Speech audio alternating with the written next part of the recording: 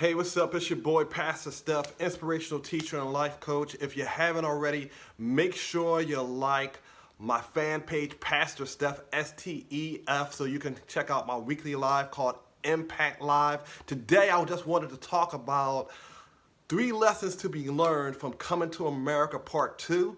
Obviously, a really popular movie, really popular topic, but want to actually glean some messages that might be, obvious or less obvious to other folks that are within the film. Listen, let's go ahead and get it started right now. Number 1, listen, don't let what's been done determine what you will do.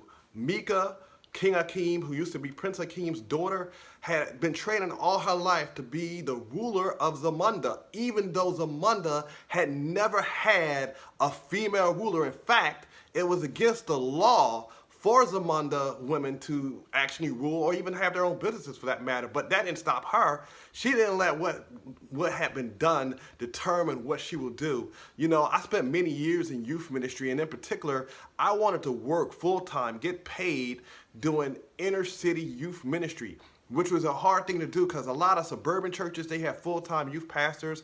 A lot of predominantly white ministries or churches, they have full-time youth pastors, but not many inner city churches or ministries because of financial constraints. But that was my dream. And guess what? It became a real thing because I didn't let what's been done determine what I would actually go on to do. I think about Abraham and his son Isaac when he's getting ready to sacrifice Isaac. The Bible says in Hebrews, the 11th chapter, that he reasoned within himself that God was able to raise Isaac from the dead, even though up until that time, God hadn't raised anybody from the dead. He didn't let what's been done determine what will actually happen or what he will actually do.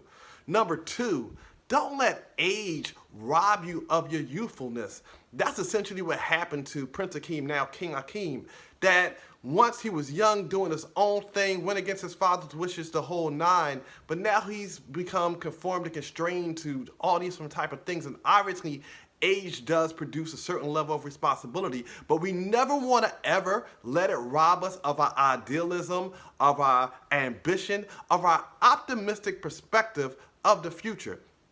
Not to get too political here, but if we think about our last two presidents, Barack Obama ran off of the campaign of what? Yes, we can.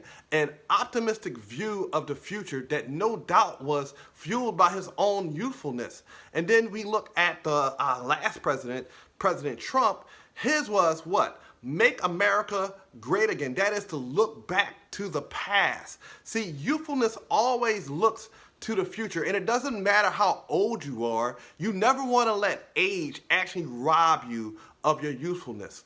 And number 3, listen, you have to do you. Listen, after Prince Akeem, now King Akeem, went and got his son from Queens and he was preparing him to be king, he tried to again mold him into what he sought to be the kingly fashion. But that wasn't who his son was. And eventually he was encouraged by his barber, who later became his wife, to be who he was, be the prince from Queens. In the same way, you have to be your own self. A lot of times I was told that as a minister, as a speaker, because I didn't have the preacher voice, because I didn't moan and groan, he got up, because I didn't do that stuff, or because maybe I intermingled, colloquial speech, or I intertwined hip-hop slang into me speaking in a traditional church environment, could be welcome. It actually distinguished me as an individual. It actually made me stand out more. When we read about Daniel going to fight Goliath in 1 Samuel, the 17th chapter, we read that King Saul tried to give David his armor, but in verse 39 of the 17th chapter, 1 Samuel, the Bible says that David took off his armor. He said, I can't do this. This is not who I am. You have to come in your own way. Matter of fact, when I grew up in church as a little kid, that's what they used to say when people came up to the mic. They would say, and leave room to Brother Jack coming in his own way. In the same way, you have to come in your own way. You have to do you. So again, 3 lessons to be learned from Coming to America Part 2.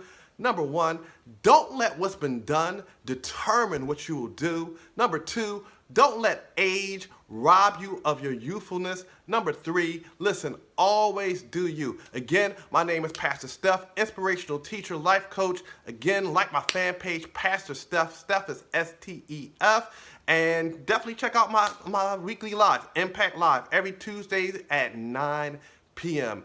Peace and God bless.